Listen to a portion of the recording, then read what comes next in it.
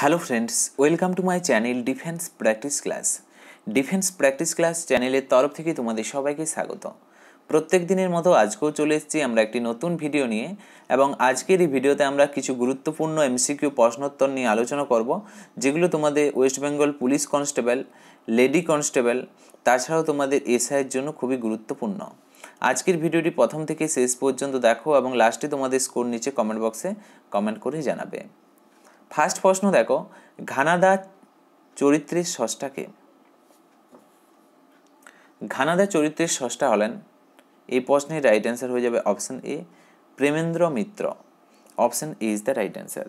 এর পাশাপাশি তোমরা মনে রাখবে ঘানাদা, তাছাড়া মামা বাবু, তাছাড়াও তোমাদের রয়েছে মেজো কর্তা, এগুলি সবই হচ্ছে প্রেমেন্দ্র মিত্রের। তাছাড়াও আরেকটি রয়েছে পরাশর বর্মা, এগুলি সবই হচ্ছে প্রেমেন্দ্র মিত্রের স্রষ্টা। নেক্সট প্রশ্ন হলো 2 নম্বর প্রশ্ন, বাস্তুতন্ত্রের প্রবক্তা কে? এই প্রশ্নের সঠিক উত্তর হয়ে যাবে ট্যানসেল। Option C is the right answer. Next প্রশ্ন হলো 3 নম্বর প্রশ্ন, ভারতের আইনস্টাইন কাকে বলা হয়? সঠিক উত্তর হয়ে যাবে অপশন সি, সত্যেন্দ্রনাথ বোসকে বলা হয় ভারতের আইনস্টাইন। নেক্সট প্রশ্ন হলো 4 নম্বর প্রশ্ন, ভারতীয় সংবিধানের প্রস্তাবনাটি কোন দেশের সংবিধান থেকে গৃহীত? রাইট অ্যান্সার হয়ে যাবে মার্কিন যুক্তরাষ্ট্র। Option B is the right answer. Next প্রশ্ন হলো 5 নম্বর প্রশ্ন, মানবদেহে রক্ত সঞ্চালন পদ্ধতিকে কে আবিষ্কার করেন? মানবদেহে রক্ত সঞ্চালন পদ্ধতি কে আবিষ্কার করেন? সঠিক উত্তর হয়ে যাবে এই প্রশ্নের option C, William Harvey. Next প্রশ্ন হলো 6 নম্বর প্রশ্ন, বেরি রোগ কোন ভিটামিনের অভাবে হয়?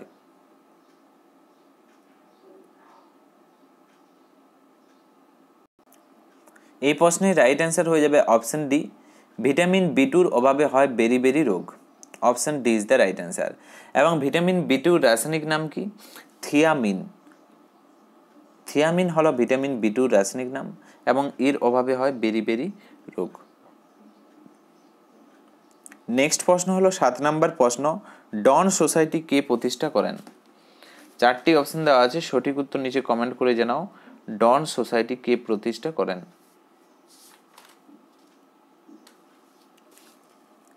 রাইট অ্যান্সার হয়ে যাবে Satishchandra Mukhopadhyay. Option B is the right answer. Next প্রশ্ন হলো 8 নম্বর প্রশ্ন, তেজস্ক্রিয়তা কে আবিষ্কার করেন? 4টি অপশনের মধ্যে সঠিক উত্তর হয়ে যাবে হেনরি বেকারেল তেজস্ক্রিয়তা আবিষ্কার করেন। নেক্সট প্রশ্ন হলো 9 নম্বর প্রশ্ন, বায়ুর আপেক্ষিক আর্দ্রতা মাপার জন্য কোন যন্ত্র ব্যবহার করা হয়? 4টি অপশনের মধ্যে সঠিক উত্তর হয়ে যাবে অপশন এ, হাইড্রোমিটার যন্ত্রটি ব্যবহার করা হয় বায়ুর আর্দ্রতা পরিমাপ করতে। নেক্সট প্রশ্ন দেখো 10 নম্বর প্রশ্ন, পেইরি অঞ্চল কোন মহাদেশে অবস্থিত? পেইরি অঞ্চল বা পেইরি তৃণভূমি বলতে পারো, উত্তর America is the right answer. Option A. Next প্রশ্ন ফটাফট নিচে কমেন্ট করে জানাও রাইট অ্যান্সার কি হবে। দারুচিনির দ্বীপ কাকে বলা হয়? সঠিক উত্তর হয়ে যাবে প্রশ্নের শ্রীলঙ্কাকে বলা হয় দারুচিনির দ্বীপ। Option C is the right answer.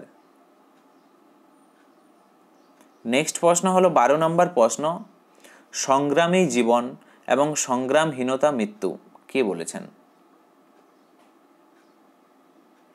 এই প্রশ্নের সঠিক উত্তর হয়ে যাবে স্বামী বিবেকানন্দ বলেছেন। Option D is the right answer.